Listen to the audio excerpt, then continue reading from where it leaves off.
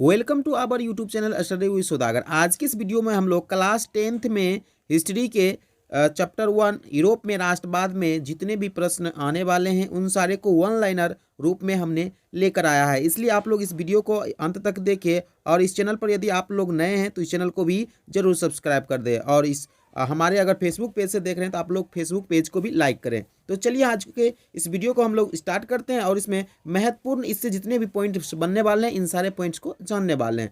पहला है कि वियना सम्मेलन की मेज़बानी किसने किया था। तो वियना सम्मेलन की मेज़बानी किया था वो ऑस्ट्रिया का चांसलर मेटरनिक था। कौन था? ऑस्ट्रिया का चांसलर मेटरनिक। और कब किया था? तो उन्होंने किया था 1815 ईस्वी में। तो पूछेगा अगर कब किया था तब बोलिएगा 1815 ईस्वी में। नेक्स्ट हम लोग बढ़ते हैं। नेक्स्ट है हमारा, कहता है कि नेपोलियन बोनापार्ट के युग का अंत किस सम्मेलन से हुआ। तो नेपोलियन बोनापार्ट के युग का अंत वो हुआ था वियना सम्मेलन से और मेटरनिक के द्वारा हुआ था। अगले क्वेश्चन की ओर हम लोग बढ़ते हैं। कहता है फ्रांस में किस शासन वंश की स्थापना जो है पुनर्स्थापना वियना कांग्रेस द्वारा हुई थी। वो बुर्बो वंश जो थे उसकी पुनर्स्थापना जो था वियना कांग्रेस द्वारा हुई थी। नेक्स्ट है कि जुलाई 1830 की क्रांति के समय वहाँ पर शासक कौन था। तो वो था चार्ल्स 10 या चार्ल्स दसम बोल सकते हैं इसको। और चार्ल्स दसम ने ही पॉलिग्नेक को क्या बनाया था? प्रधानमंत्री बनाया था। आगे हम लोग बढ़ते हैं। आगे है जुलाई 1830 की क्रांति के बाद चार्ल्स 10 की गद्दी या चार्ल्स 10 जो है वो गद्दी छोड़कर कहाँ पलायन हो गया। तो ये इंग्लैंड में पलायन हो गया, यानी इंग्लैंड चला गया। नेक्स्ट है, कहता है जुलाई 1830 की क्रांति के बाद बुर्बो वंश के स्थान पर कौन सा वंश को गद्दी सौंपी गई। तो वो था कौन? ऑर्लियंस वंश। कौन? ऑर्लियंस वंश। नेक्स्ट है ऑर्लियंस वंश का जो इसी में अगर पूछा जाएगा ऑर्लियंस वंश के संस्थापक कौन थे तो वो थे लुई फिलिप। याद रखिएगा लुई फिलिप जो थे वो ऑर्लियंस वंश के संस्थापक थे। आगे है या शासक थे। आगे है किस शासक ने स्वर्णिम मध्यवर्गीय नीति का अवलंबन कर 1840 ईस्वी में गीजो को अपना प्रधानमंत्री नियुक्त किया। वो था लुई फिलिप। कौन था? लुई फिलिप ने गीजो को 1840 ईस्वी में क्या बनाया? तो प्रधानमंत्री बनाया।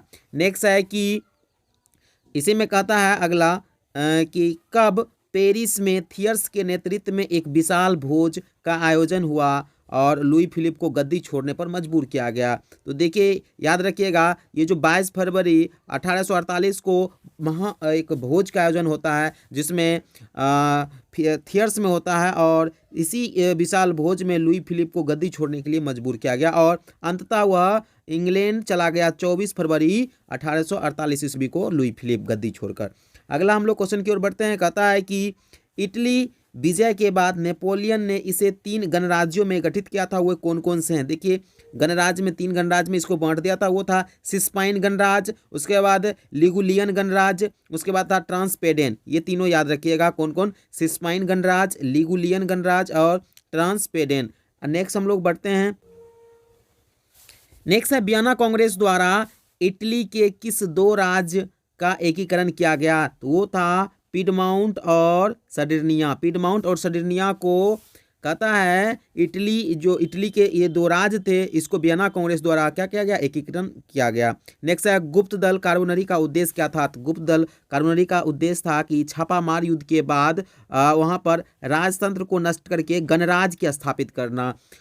ये था गुप्त दल कार्बोनरी का उद्देश्य। और कार्बोनरी का जो संगठन है उसकी मेजबानी या उस मेजनी जो है इसी संगठन में भी था। इसलिए यहाँ पर अगला क्वेश्चन है कि मेजनी का संबंध किस संगठन से था। तो वो कार्बोनरी से था।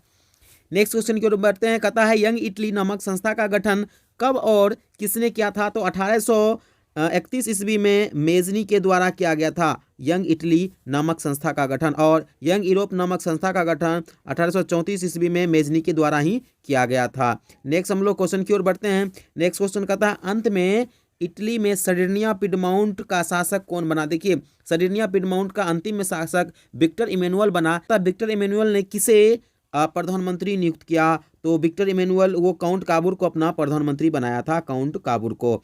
नेक्स्ट है क्रीमिया का युद्ध कब हुआ था। तो क्रीमिया का युद्ध जो हुआ था वो 1853-54 में हुआ था।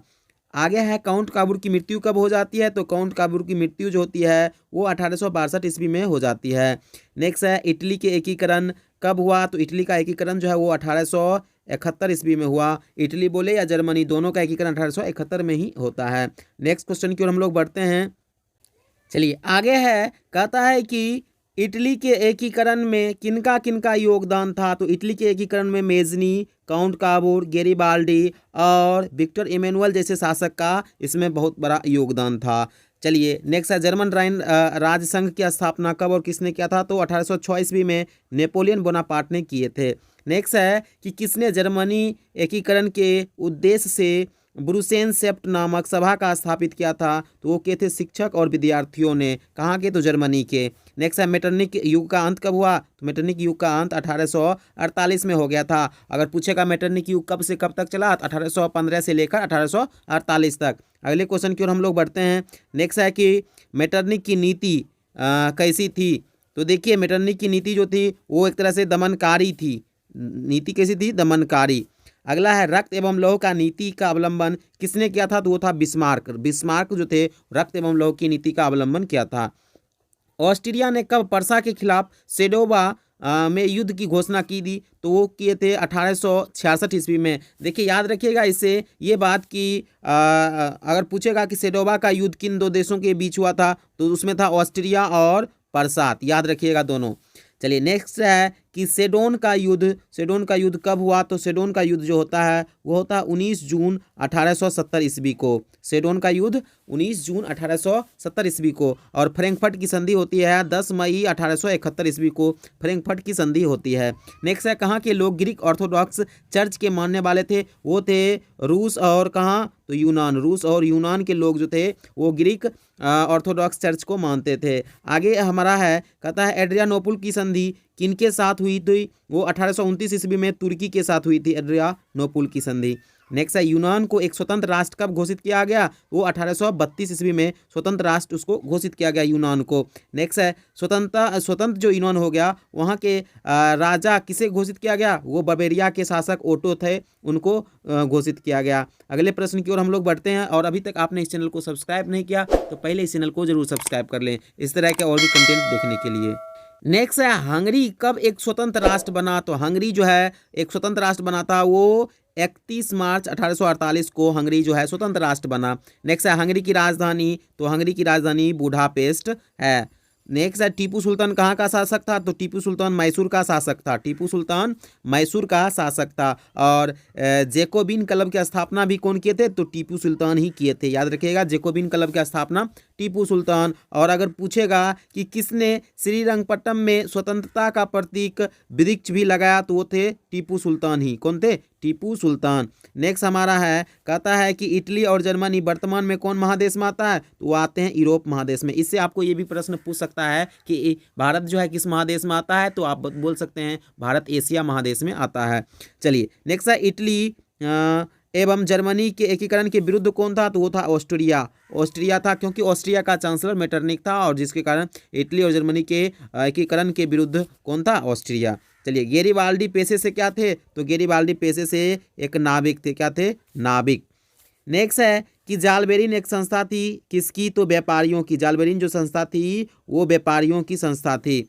नेक्स्ट हमारा है, कहता है कि पोप कहाँ रहते थे। तो पोप जो है वो वेटिकन सिटी के राजमहल में रहते थे। पोप कहाँ रहते थे, वेटिकन सिटी के राजमहल में रहते थे। नेक्स्ट है, हिगेल क्या थे। तो एक दार्शनिक थे। हिगेल एक दार्शनिक थे। आगे हम लोग बढ़ लेते हैं।